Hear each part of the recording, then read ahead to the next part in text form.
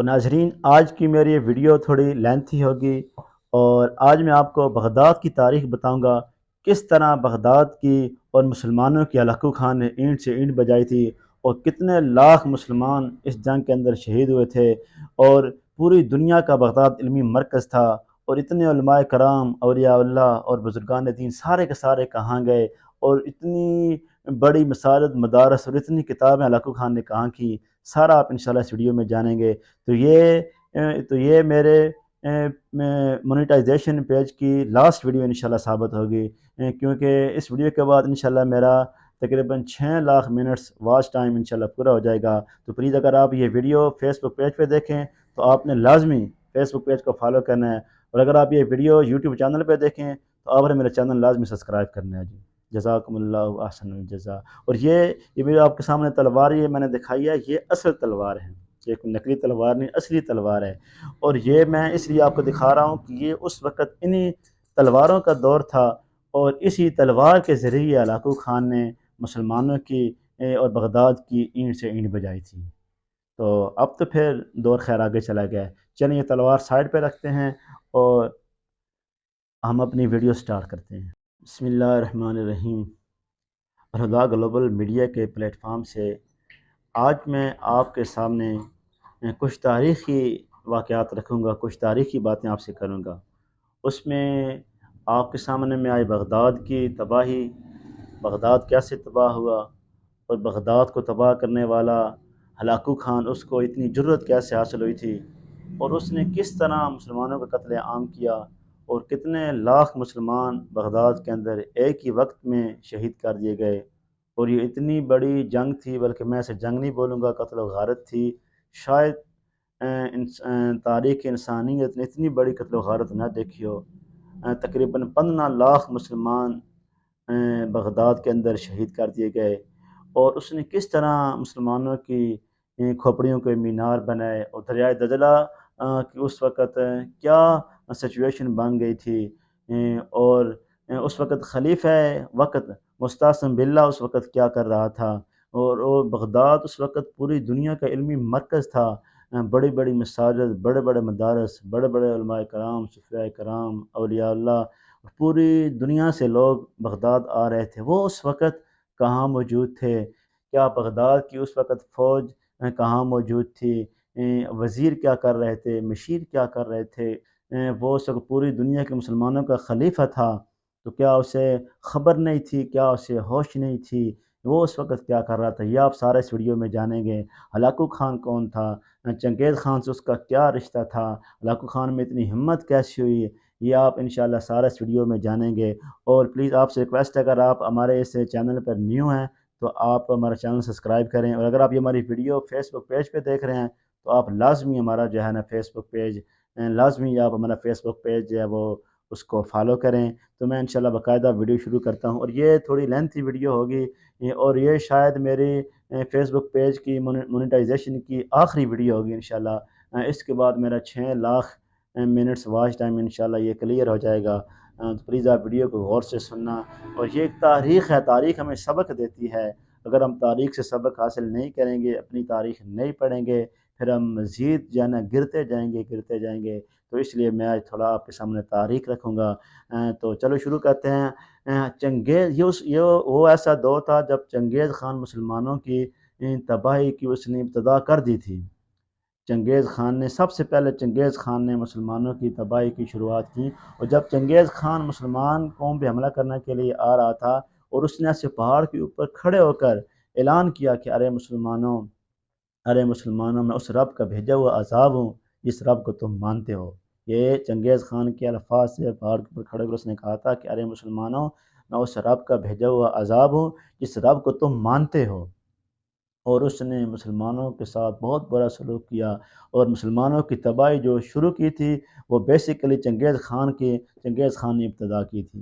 اور چنگیز خان کے بعد اس کا بیٹا آ گیا ادائی خان، پھر اس کے بعد جو ہے نا اس کا بیٹا آ گیا طلائی خان، پھر ایسے ہی ان کا چنگیز خان کا پوتا منگو خان آ گیا۔ پھر جو چنگیز خان نے مسلمان علاقے فتح کیے تھے نا، وہ ان علاقوں میں سے کچھ علاقے جو ہلاکو خان کو دے دیے گئے۔ ہلاکو خان منگو خان کا چھوٹا بھائی تھا، اور طلائی خان کا چھوٹا بیٹا تھا، اور چنگیز خان کا پھر یہ پوتا بن گیا۔ ہلاکو خان چنگیز خان کا پوتا، طلائی خان کا چھوٹا بیٹا، اور منگو خان کا چھوٹا بھائی تھا۔ تو ہلاکو خان کو اب یہ اچھا، ہلاکو خان ایک مذہبی آدمی تھا اور بڑا توہم پرست تھا۔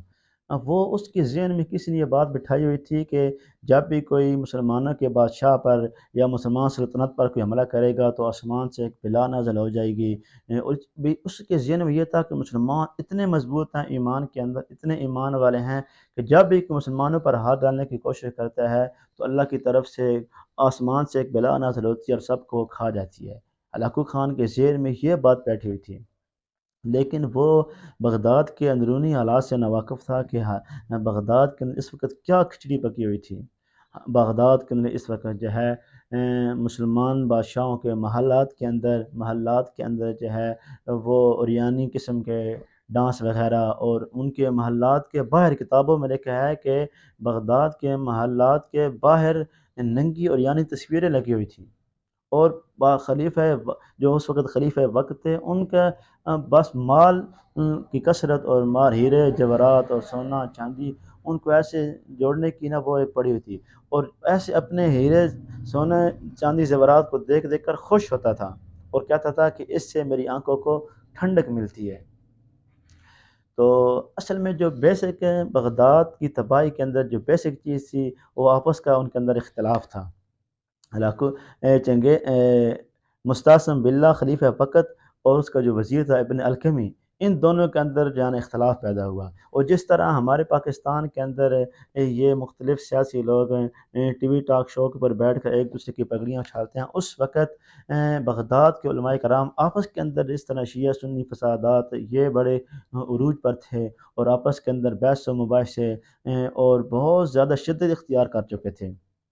آپ سوچ کے حیران، آپ سن کے یہ حیران ہو جائیں گے، جب ہلاکو خان کی فوج نے بغداد پر حملہ کیا اس وقت بغداد کے اندر کون سی بحث چل رہی تھی؟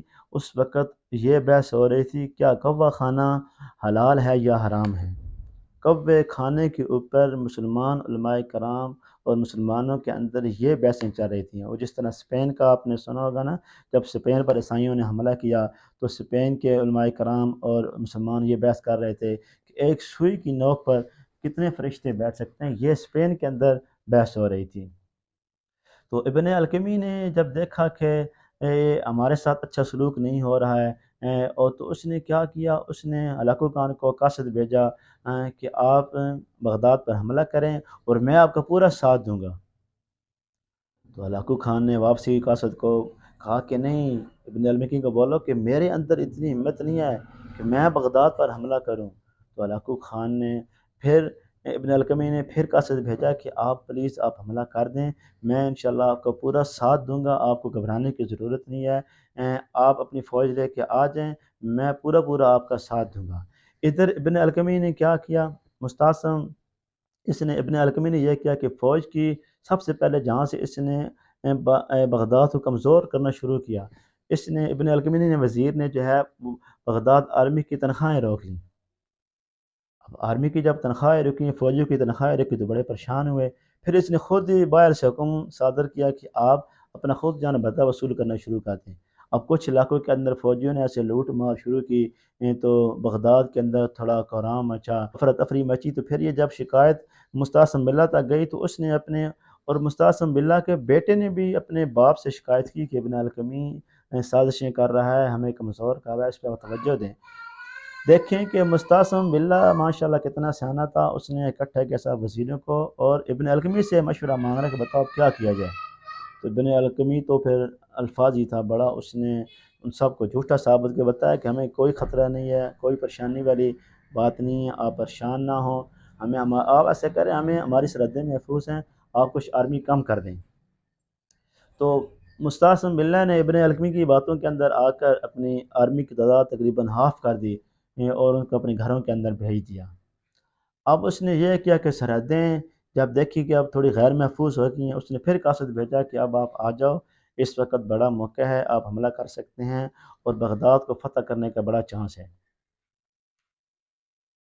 تو ہلاکو خان ہمت کر کے اپنی فوجیں لے کر بغداد کے اندر داخل ہو گیا۔ اب کتابوں میں لکھا ہے کہ جو سرحدوں پر ہمارے محافظ موجود تھے انہوں نے ماشاءاللہ بڑا ڈٹ کر مقابلہ کیا، کیونکہ اچانک ہلاکو خان نے حلہ بول دیا اور اتنی بڑی فوج لے کر بغداد میں داخل ہو گیا، اور یہ چند مسلمان تھے، چند محافظ تھے، انہوں نے پھر بھی مقابلہ کیا، لیکن ہلاکو خان کا مقابلہ کہاں تک کرتے، وہ فوجیں لے کے بغداد کے اندر داخل ہو گیا۔ اب جب بادشاہ کو خبر ہوئی کہ اس طرح ہلاکو خان جو ہے وہ شہر کے اندر داخل ہو چکا ہے اور اس نے تباہی جو ہے نا وہ شروع کر دیا، تو ابن القمی نے پھر غلط گائیڈ کیا۔ اس نے کہا کہ بادشاہ سلامت، لڑنے کا کوئی فائدہ نہیں ہے، ایسا کرتے ہیں ہلاکو خان سے صلح کر لیتے ہیں۔ اس نے کہا کیسے صلح ہوگی؟ اس نے کہا کہ آپ اپنے خاندان والوں کو اکٹھا کریں، اپنا سارا سونا چاندی زیورات ہیرے اکٹھے کریں اور ہم ہلاکو خان کے پاس پہنچ جاتے ہیں، صلح کی شرائط ہم رکھ دیتے ہیں۔ تو بادشاہ مان گیا۔ اب بادشاہ نے جلدی سے اپنے خاندان، اپنے بچے اکٹھے کیے اور اپنا مال و متاع سارا اکٹھا کیا، ہلاکو خان کے پاس وہ صلح کے لیے پہنچ گئے۔ تو ہلاکو خان نے کیا کیا؟ بادشاہ کے سارے خاندان کو قتل کر دیا، بڑی بے دردی کے ساتھ قتل کر دیا، اور جتنا اس کا وہ سونا چاندی اور ہیرے زیورات سارے اپنے قبضے میں لے لیے۔ اور اب اس نے خلیفہ وقت کو قیدی بنا لیا اور اسے بھوکھا رکھا، اسے کھانے کے لیے کچھ نہیں دیا۔ اب جب مستعصم باللہ نے کھانے کے لیے مانگا کہ مجھے پلیز کھانا دیں، میں بھوکھا ہوں، تو ہلاکو خان نے پتہ کھانے کے لیے کیا دیا اسے؟ وہی جو ہیرے زیورات سونا چاند اس کے آگے رکھے، یہ کھاؤ۔ مستعصم باللہ کہتا ہے کہ میں یہ کیسے کھاؤں گا؟ ہلاکو خان نے کہا جب تم یہ کھا نہیں سکتے ہو تو تم نے جمع کیوں کیے تھے؟ تمہارے پاس دنیا بھر کی ساری دولت یہاں موجود تھی، تو تم اپنی عوام کی حفاظت کے لیے تم نے کیوں نہ انتظام کیا؟ اگر تم چاہتے تو تم سارے اس پیسے سے دنیا بھر کی ساری آرمی آپ خرید سکتے تھے، اتنا تمہارے پاس پیسہ موجود تھا۔ پھر ہلاکو خان نے ابن القمی سے کہا کہ پھر ہلاکو خان نے ابن القمی سے کہا کہ مستعصم باللہ کو مارنے کا خود انتظام کرو، میں ایسے نہیں ماروں گا۔ ہلاکو خان کے ذہن میں یہ بات بیٹھی ہوئی تھی کہ اگر مستعصم باللہ کو جب مارا جائے گا، اس کے خون قطرہ زمین پر گرے گا تو آسمان سے بلا نازل ہو جائے گی۔ تو ابن القمی نے یہ کہا کہ مستعصم باللہ کو قالین کے اندر لپیٹ کر اوپر سے ہاتھیوں کے پاؤں مارے جائیں۔ پھر انہوں نے ایسے ہی کیا، اور انہوں نے مستعصم باللہ کو قالین میں لپیٹ کر اوپر سے ہاتھیوں کے پاؤں مارے، اور ایسے پاؤں مار مار کے دریائے دجلہ کے سپرد کر دیا۔ اتنا بے دردی کے ساتھ مستعصم باللہ کو مارا گیا۔ اور ہلاکو خان نے اس سے آگے کیا کیا؟ بغداد کے اندر جتنے مدارس تھے، جتنے وہاں پر مساجد تھیں، ساری کی ساری شہید کر دی۔ اور اس وقت بغداد پوری دنیا کا علمی مرکز تھا۔ اس نے پوری دنیا کی ساری کتابیں جو وہاں پڑھی ہوئی تھیں ساری اٹھا کے دریا برد کر دی، اور کہتے ہیں کہ دریائے دجلہ کا پانی سیاہ ہو گیا کتابوں سے، اور دریائے دجلہ کے اندر ایک پل بن گیا، اور اس نے مسلمانوں کے ایسے شہید کر کر کے ان کی کھوپڑیوں کے ایسے مینار بنائے۔ اتنے مزے لے لے کے مسلمانوں کو ہلاکو خان مارتا رہا، اور کہتے ہیں کہ اس جانے کئی دن تک بغداد کی گلیوں میں خون چلتا رہا، اتنی اس نے خون ریزی کی، اتنے اس نے قتل کیے، لاکھوں کی تعداد میں مسلمانوں کو شہید کر دیا۔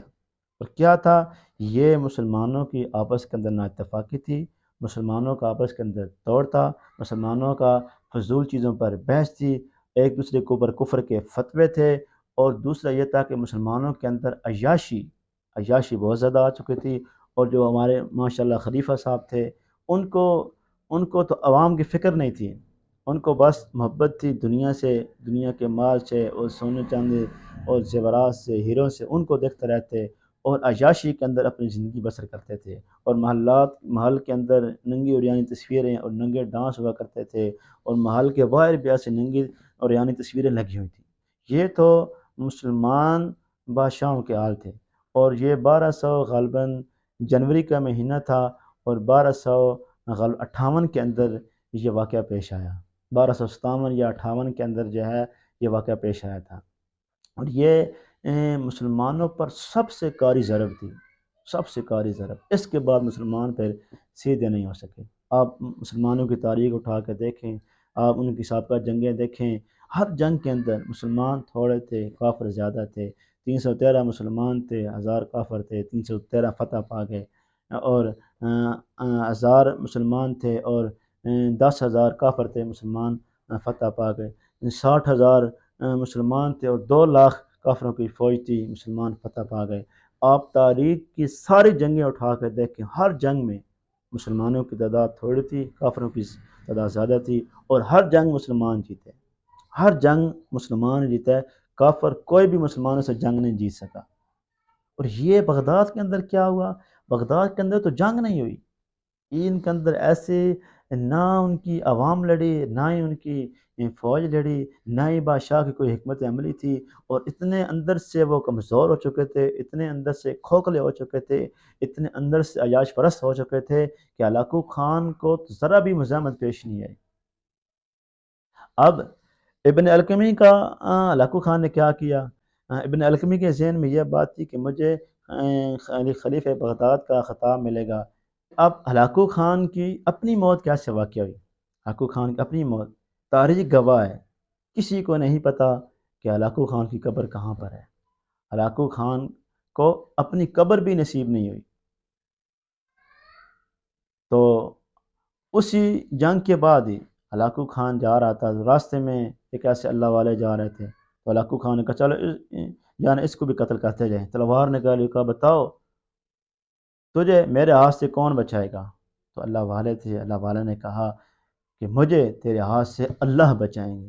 جب انہوں نے اللہ کا نام بولا تو ہلاکو خان کا گھوڑا ایسے ڈرا، اور ہلاکو خان ایسے نیچے گرا، اور ہلاکو خان کے گھوڑے کی باگیں، ہلاکو خان کے گھوڑے کی باگیں ہلاکو خان کے پاؤں میں پھنس گئی۔